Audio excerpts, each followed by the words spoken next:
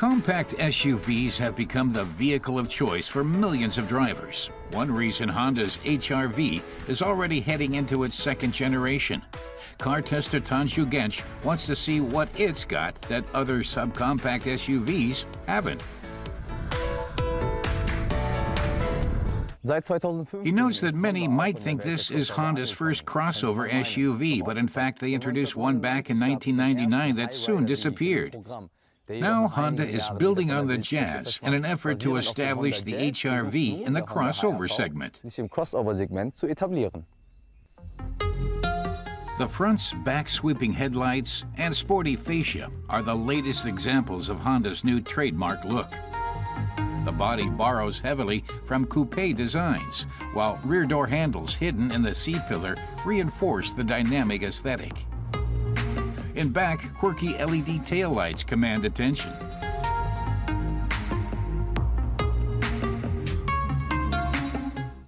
Tanju assures anyone who has doubts about space in the back of the HR-V that he's sitting comfortably. But he can imagine that anyone over 1.85 m might feel wedged in.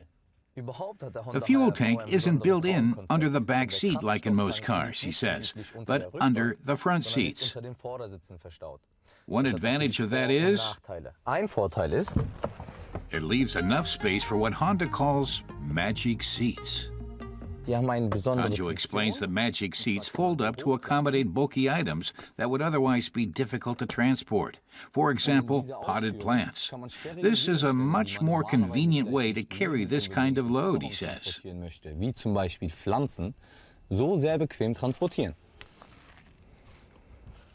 But a disadvantage is that if you'd like to relax during a long trip, you'll quickly discover the limitations of placing the fuel tank there.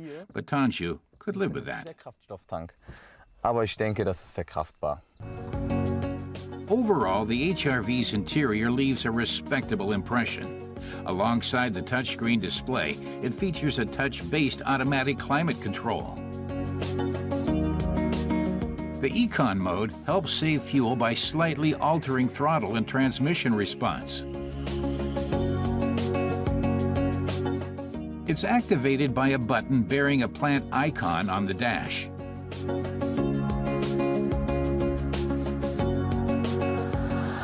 Tanju emphasizes that the Econ mode is a clever way to save fuel. Even when switched off, the green LED indicator reminds the driver to plan ahead. It also makes the cruise control more reluctant to hit the gas.